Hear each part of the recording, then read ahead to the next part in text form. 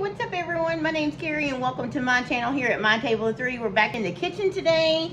It's early one morning. We got a lot of tasks to do before we start homeschool lessons. So I thought I'd bring you around the kitchen with me today to show you how I'm doing a new recipe with these eggplant. So it's still warm here in September in Arkansas. So eggplant loves heat, does really well, still coming out of the garden. So you know, there's only so many things you can do with eggplant. You can fry it if you're southern, maybe northern. I don't know if I know fried eggplant in the south is a big thing, at least in my neck of the woods. You can make it creamy, like cheese-based, maybe au gratin, which I'll talk about later. And you can dehydrate it. A couple years ago, we had a ton of Japanese eggplant, and I sliced it really thin long ways because, you know, they're super skinny and long, and I dehydrated them, and for that whole year and a half, I think almost 2 years, because last year I didn't do it, we had enough dried eggplant that I could rehydrate in eggplant lasagna, and it was wonderful. So I don't want these bad boys to go to waste. I have 4 in total, and today we're going to try a new recipe. That's my sourdough beeping. Hopefully I can talk fast enough so it didn't beep again.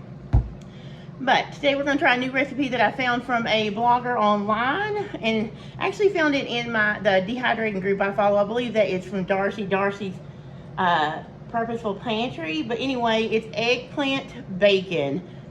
Right? Eggplant bacon. Who wouldn't want to try that? Of course, it's not going to taste like bacon, but we're interested because we love eggplant, and I want to preserve these for as long as I can. So let's hop in the kitchen. I'm going to show you how I cut these up really quick. First, I'm going to grab my bread. Be back and we'll cut them up. And I'm recording. Alright, so here are the eggplant. These are this one's a little small, and this one, I probably did one a little bit bigger than this and about one this size. I'm going to do these also, but I may do them at a later time. I'm just going to start with 2. Like I said earlier, I'm getting this recipe from strengthandsunshine.com, and I will link that below. I've never tried it before, but we have these eggplants still coming off, and I sliced it. It says 1/4 thick. I'm not going to lie and say all these are even, because obviously they're not. I'm not a machine. I have a mandolin thing coming, but I don't have one right now, so I just did the best I can. These are already turning brown. You know how eggplant does, so let's get a move on. I'm going to push that out of the way. Now, the great thing about her recipe is that she don't make a mess like I do. No. So, the great thing about her recipe is that you can adjust it to 1, 2, or 3 eggplant. And she gives you this, you just click on which one you want, and it breaks you down how many seasonings. This one for 2, it's only 3 simple seasonings. Not even any salt, which is, I thought was pretty odd, but I know salt draws water out, so I thought maybe it wouldn't do as good. But anyway, we're gonna do, it calls for smoked paprika, garlic powder, and onion powder. A 1/2 teaspoon of onion powder, 1/2 teaspoon of garlic powder,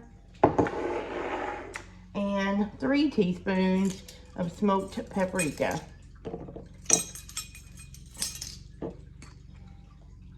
Figured that would happen. I gotta get those flat measuring spoons. You know, the ones that can go in spice container. I need to get some of those.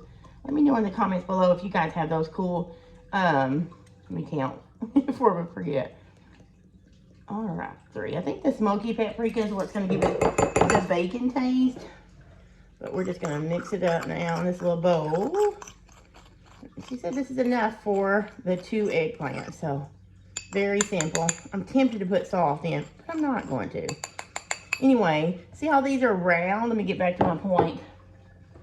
They'll go in some of these, like these right here, but for my spice jars, they're too wide to go down in there, but there's some flat teaspoons that work really well. Let me know in the comments if you have any of those. I'm gonna get me a drink of coffee really quick because it's still pretty early in the morning. Check out my mug. Hopefully it's not backwards for you. It says, all I need is a little bit of coffee and a whole lot of Jesus. Isn't that for sure? Coffee and Jesus, that's what makes my work go around. Okay. I think I may do it a little bit at a time because it says the next thing you need to do, I'm going to pull you in a little bit so you can see, is to rub it in the eggplant really good. So I'm going to do 1/2 and 1/2 so I can make sure I get it all on both sides. just gonna sprinkle it around. I'm assuming. This is my first time to make it. So we're gonna experience this together, but we have a lot of eggplant. We all love eggplant, so I'm hoping this tastes pretty good. Now, I am not fooling myself to think this is gonna taste like pork bacon. Now, we eat pork bacon. We do eat plant-based several days throughout the year and stuff, but we love bacon. We're meat eaters, so we definitely eat our meat and eat our bacon. Okay, so see how that looks? We're just gonna, let me see if I can pull this over too. Just put that on your dehydrator. Yeah, so looks pretty interesting. I'm super excited. Do you guys like eggplant? What's your favorite way to make eggplant, if it is, or do you not make eggplant? I also have a delicious recipe for au gratin eggplant, like a creamy cheesy eggplant, because you know what, doesn't cream and cheese makes everything better, right? I will link that below too. If you haven't tried eggplant, or you're not sure you like it, or you don't like it and you want to try it again, try that recipe because it's so good. Now, some of these, it says we're going to dehydrate on 140 to 145. Typically, I do vegetables at 135, I believe. But we're going to follow her recipe because, hey, the creator knows best. And let me just show you kind of what it looks like. And it said 4 to 5 hours. Obviously, hers were probably sliced, makes for messy hands, at exactly 1/4 of an inch on a mandolin. So hers probably did take that long. But obviously, some of these are going to take longer than others. So I'm just going to check back in 4 or 5 hours and see what they look like. And then show you guys and then go for longer. Okay, I'm going to finish doing this other batch and get them all in there. And I'll be back in about 4 or 5 hours to check it with you. Okay, I know I said I'll bring you back when we were checking them, but I thought I'd show you how many I got off those 2 eggplant. There's a few there. And then there's a tray. Aren't they pretty with that paprika?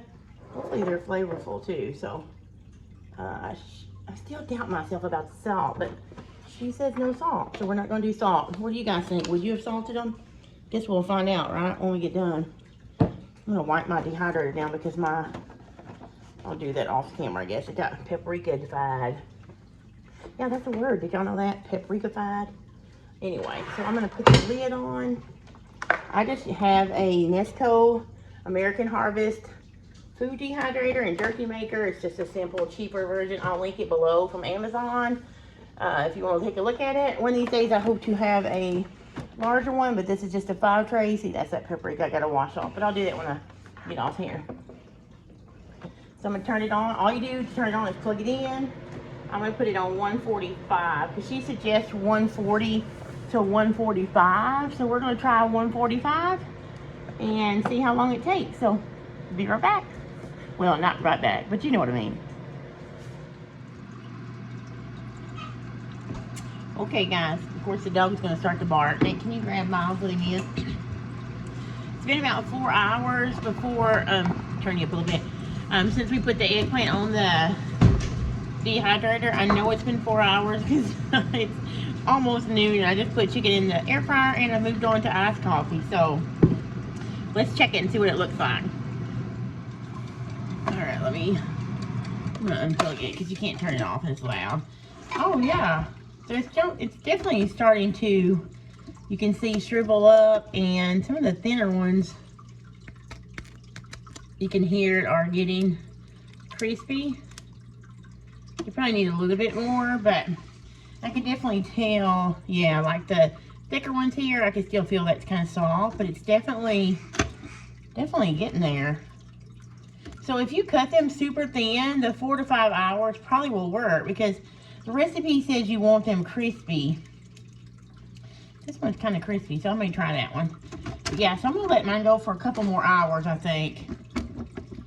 I'm going to turn you guys back up and we'll try this one. Okay, you guys, it is now dark 30, aka 9:18. So it's been about 12 hours or so since I put the first batch on there, and I actually end up doing the second batch with a barbecue seasoning in it. And I'm gonna just take these still need a little bit more time, I think, so I'm gonna turn them on low and leave them overnight. But these are ready and we're gonna be going to bed pretty soon. They are crispy, these thin ones are, you'll see they snap. So They're definitely ready. I'm just gonna put them in a jar here, and then I'm gonna come back in the morning and we'll taste test them and let you know what we think. All right, guys, so it's several days later. I recorded these, I dried them. The last thing you saw me doing was taking them off of the dehydrator a few nights ago, more like 5 nights ago. Today is Friday, what's today? The 16th, and I think I was filming this on the 12th or the 13th, but they're still here. They've been in my jar. You can hear how crunchy they still are, and I thought I'd go ahead and do a taste test on this eggplant bacon one last time so I could close out this video and share it with you guys on the channel. So I'm going to show you what they look like. This one's broke up, but here's a slice. It's really pretty color, and you can tell they have a snap to them, or should I show you down here? So they've held their, you can hear that, you know, they've held their dryness really good. And I even forgot to put an oxygen absorbent pack in there. So pleased with that, which I will do that when I store them long term. But let's give them a taste test and see if they've changed any. Okay, so let's go back and rethink that just for a second.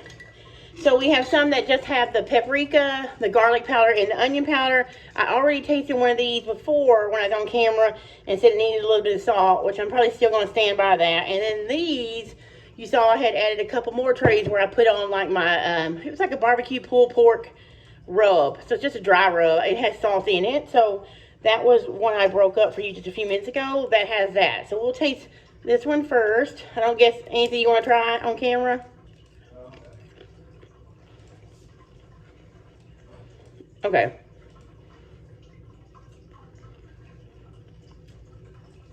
So again, this is the initial recipe, which I will put in the link to that recipe below. It's not mine, it's from a blogger I found.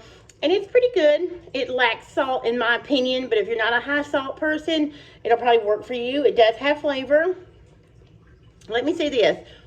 I think it tastes better since it sat a few days. When it was right off the dehydrator, I didn't like it as much. But now I'm pretty much liking these a little bit better. So I would definitely snack on these. Or even probably still put it in a lasagna like we did the ones I dried that were plain a couple years ago. Now let me try this one that has the barbecue rub on it. Hear that crack? Definitely better. Still has the eggplant flavor. Still does not taste like bacon, which we knew it wouldn't. But definitely better with salt. I think it brings out the other flavors like the paprika and all that. So definitely, if you like salted snacks, I would definitely add a little bit of salt to the recipe if you follow the one below. Or use a different barbecue rub that you may have in your cabinet like I do. But yeah. I love the snap to them. I would definitely snack on these like we snack on the zucchini chips. So although I don't say it tastes like bacon, which is a little bit disappointed, we knew that it wouldn't. So overall, I'm pretty pleased with the results of this. I would not say it would be something that I dried tons of, because even though it tastes pretty good, it's not my favorite dried vegetable to snack on. But all in all, not too bad, not fabulous without the salt, but pretty good with the salt added. So there you have it, guys. Just a simple recipe that I found online to help with preservation for eggplant. Eggplant grows well here in our garden. It's about the only thing that we know how to grow well. But also our neighbors, it grows proficient there. So we always are looking for ways to preserve it. I hope this gives you some kind of idea as how to store it long term in your house. And as always, thank you so much for stopping by my Table of Three's kitchen. And I will see you guys next time.